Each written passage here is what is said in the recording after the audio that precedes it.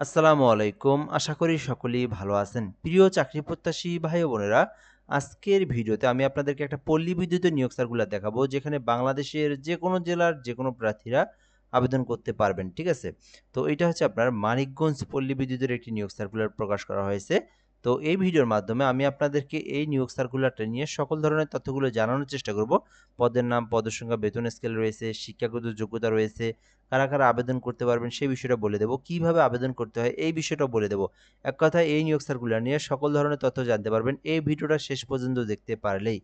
আরেকটা বিষয় আপনাদেরকে বলে রাখি, যারা আমাদের ইউটিউব চ্যানেল থেকে ভিডিওটা নতুন দেখতেছেন, অর্থাৎ আপনি আমাদের চ্যানেলে নতুন, যদি সাবস্ক্রাইব করা না রাখা থাকে তাহলে অবশ্যই সাবস্ক্রাইব করে রাখবেন। আর আমাদের একটা ফেসবুক পেজ রয়েছে জব প্লাস বিডি, এইখান থেকে যারা ভিডিওটা দেখতেছেন পেজটি ফলো দিয়ে রাখবেন, কেননা এই বাংলাদেশের যত ধরনের নিয়োগ সার্কুলার রয়েছে, সরকারি হোক বা আধা সরকারি স্বায়ত্তশাসিত যত ধরনের নিয়োগ সার্কুলার রয়েছে, সকল নিয়োগ সার্কুলার আপনি আমাদের মাধ্যমে জানতে পারবেন। এই জন্য অবশ্যই আপনারা আমাদের সঙ্গে যুক্ত থাকবেন। মানিকগঞ্জ পল্লী বিদ্যুতের নিয়োগ সার্কুলার বলা হয়েছে যে নিম্নবর্ণিত ডাটা এন্ট্রি অপারেটরে নিয়োগ দেওয়া হবে, যেখানে বলা হয়েছে প্যানেল তৈরি নিমিত্তে যোগ্যতা সম্পন্ন আগ্রহী বাংলাদেশি প্রকৃত নাগরিকেরা আবেদন করতে পারবেন। মানে 64 জেলার যে কোনো প্রার্থী চাইলে এই আবেদনটা করা যাবে। অনলাইনের মাধ্যমে আবেদনটা করতে হবে। পিবিএস mnktelelector.com.bd এই ওয়েবসাইটের মাধ্যমে প্রবেশ করে আপনাকে আবেদনটা করতে হবে। এটা ছিল মূলত বিষয়। সো এখানে দেওয়া রয়েছে পদের নাম ডাটা এন্ট্রি অপারেটর, মহিলা প্রার্থীদের জন্য সংরক্ষিত।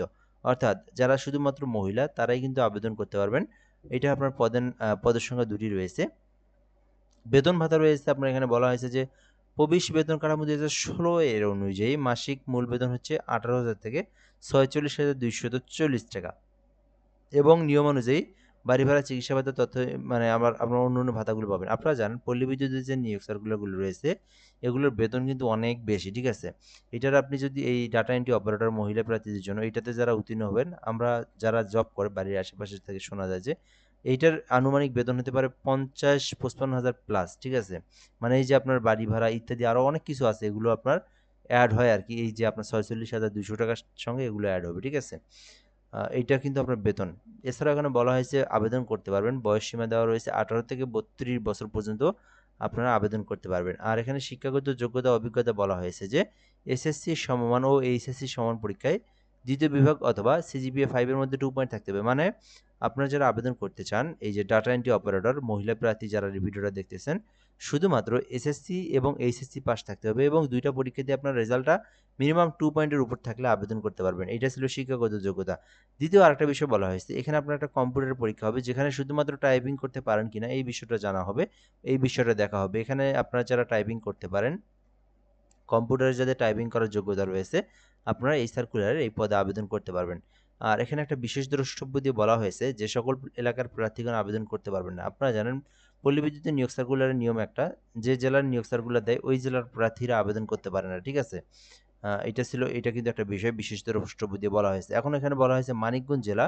মানিকগঞ্জ জেলার প্রবেশের ভৌগোলিক এলাকার স্থায়ী বাসিন্দা নাগরিকগণ, ঢাকা জেলার ধামরাই উপজেলার স্থায়ী বাসিন্দা নাগরিকগণ আবেদন করতে পারবেন না। মানে পুরো মানিক জেলার প্রার্থী যারা রয়েছেন আবেদন করতে পারবেন না, এবং ঢাকার ধামরাই যেহেতু এটার সঙ্গেই লাগানো, সেই ক্ষেত্রে আবেদন করতে পারবেন না। এটা ছিল মূলত বিষয়। এখন আপনারা অনেকেই বলতে পারেন এত ছোট নিয়োগ সার্কুলার দেখালেন কেন? এখানে আপনাদেরকে ২ টা বিষয় বলে রাখি। আরও অনেকগুলো জেলার নিয়োগ সার্কুলার প্রকাশ করা হয়েছে, আমি আপনাদেরকে বলে দিই একটু। আর এইটা আপনার হচ্ছে আমাদের এই চ্যানেলে বাংলাদেশের সকল সরকারি নিয়োগ সার্কুলার দিতে হয়, সেটা ছোট হোক বড় হোক, এটা এক। দ্বিতীয় বিষয় হচ্ছে আরও কয়েকটা জেলার নিয়োগ সার্কুলার প্রকাশ করা হয়েছে। আমার যেগুলো মনে আছে সেগুলো বলি। আরেকটা সম্ভবত দিনাজপুর জেলাতে একটা নিয়োগ সার্কুলার প্রকাশ করা হয়েছে। আরও ৫ টা জেলার মতো সার্কুলার, একটা হ্যাঁ জামালপুরে একটা সার্কুলার দেওয়া হয়েছে। তারপর হচ্ছে ওখানে ছেলে-মেয়ে উভয়ে আবেদন করতে পারবেন। এই দিনাজপুর, জামালপুর, আরও ২ টা জেলা আমার মনে নাই। আমি আপনাদেরকে পরবর্তী ভিডিওতে জানিয়ে দেব ইনশাআল্লাহ। মোট ৫ টা জেলাতে আমি এই পল্লী বিদ্যুতের নিয়োগ সার্কুলার দেখছি, যেটা আপনার এই যে রানিং সার্কুলার যেটা, ঠিক আছে? জুন মাসের। তো পরবর্তী ভিডিওতে ওগুলো আমি আপনাদেরকে দেখাই দেব ধাপে ধাপে। এরপরে বলা হয়েছে প্রার্থীর বয়স ১৮ হতে ৩২ বছর পর্যন্ত আবেদন করতে পারবেন। আর এখানে বলা হয়েছে যে আবেদন করতে আপনার যে বিষয়গুলো গুরুত্বপূর্ণ, আবেদন করতে পারবেন এই যে pbs.mnktelelector.com এই লিঙ্কের মধ্যে প্রবেশ করে আবেদনটা করতে হবে।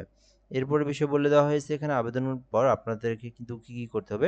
এখানে বলা হয়েছে যে এই যে লিঙ্কের মধ্যে প্রবেশ করে আবেদনটা করবেন। আর এখানে বলা হয়েছে মৌখিক পরীক্ষার সময় কী আপনার কাগজপত্র লাগবে এগুলো বলে দেওয়া রয়েছে। এগুলো আপনারা এখন প্রয়োজন নয়। এগুলো আপনারা আবেদন করবেন, তারপরে এসএমএস দিবে।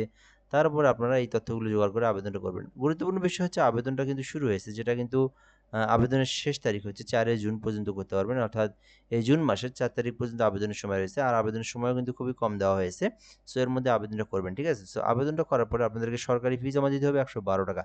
এই যে ৳১১২ পে করতে হবে, এটা করার প্রসেসটা হচ্ছে PBS MK NK user ID 160 number send করে দিবেন। পরবর্তীতে পিন নাম্বার দিয়ে এই নাম্বারে সেন্ড করে দিলে 160 তে সেন্ড করে দিলেই আপনার আবেদনের পেমেন্টটা সম্পূর্ণ হয়ে যাবে। আশা করি আপনারা সকল তথ্য জানতে পেরেছেন।